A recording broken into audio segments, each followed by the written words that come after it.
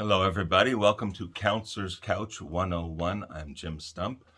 If you'd like to share your ideas or have comments or suggestions for what we could do in future episodes like this, leave a comment down in the comments section or send us an email. The address is counselorscouch101 at mail.com. Just mail.com. Counselorscouch101 at mail.com. Recently, I ran into a man that I had met years before. This man originally came into my counseling office maybe 3 years back, and he was very, very depressed because he said that he had lost a lot of people in his life lately. And he went on to tell me all the people that had passed. They were relatives from older generations. He was a middle-aged man, 40, and he was losing people from his grandparents' generation, right? Relatives there and friends and people he knew.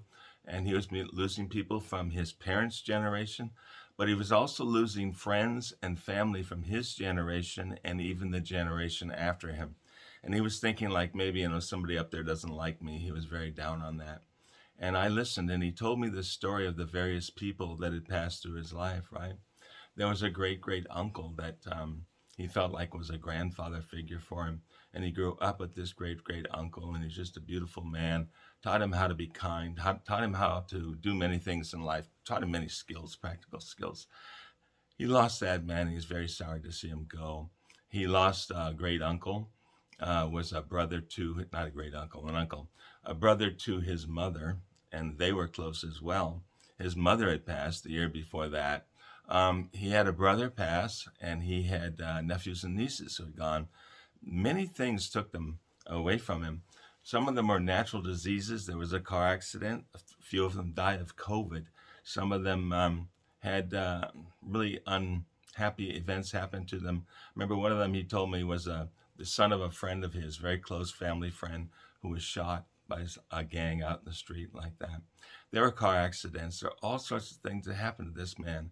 And as I listened to his story, I kept wondering, why does somebody do that? Why would God allow all these negative things to happen to a good person?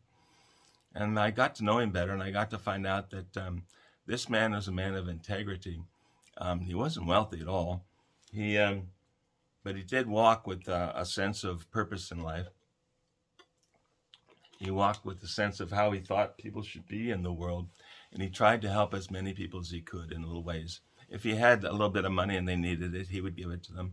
He didn't have a lot of money, didn't have a great job or anything, but he worked hard. His employers really liked him. They wanted him to work extra for them. They offered him other jobs, etc., because he's always conscientious. All the customers, if there were any, or the co-workers, they all enjoyed his company. They all liked being around him. They just liked to hang out with him and talk. Yes, he was a member of a church. All the church members knew him, and they all would go up and talk to him when they had church meetings and so on and so forth. He was just that kind of a guy, right? People liked. And as he went through life, he made more and more friends. He seemed to have acquaintances and people very close to him all over the place, all over the community in personal and professional ways, and across the country with relatives mostly. And he would travel from time to time to go out and visit members of his family and keep in touch. And he kept in touch with them by mail or email or telephone calls and like that. But he made it a point at least twice a year to go out and visit relatives and to stay close and keep the relationships alive. This is what he's telling me. And he's going on and on. And he told me about his feeling for all these people that he lost. He said he felt really, really close to them, how they all benefited his life, and how much they contributed to him and his happiness, and that's why he misses them so. Now, as I listened to his story, I thought to myself, that old saying, is it better to have loved and lost than to have not loved at all? And it just occurred to me when this guy was talking.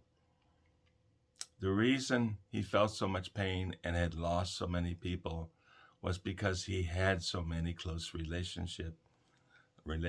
He was blessed in many, many ways with a lot of people. And that's why he had the ability to lose them, because he knew so many and he did so much for so many, did what he could for everybody. People really enjoyed him. They liked having him around. When I pointed that out to the man when we were talking, his attitude changed, and he stopped and he thought about it, and he says, yeah. He says, if I look at this in a different way, I realize it's not that I'm losing all these people. It's that I have been blessed by knowing them in my life. They have given a lot to me, and they have encouraged me to give to other people simply because I enjoyed so much their time with me and what they did to benefit my life and make my life worth living. Is it better to have loved and lost? I think that's obvious. Talking with you next time.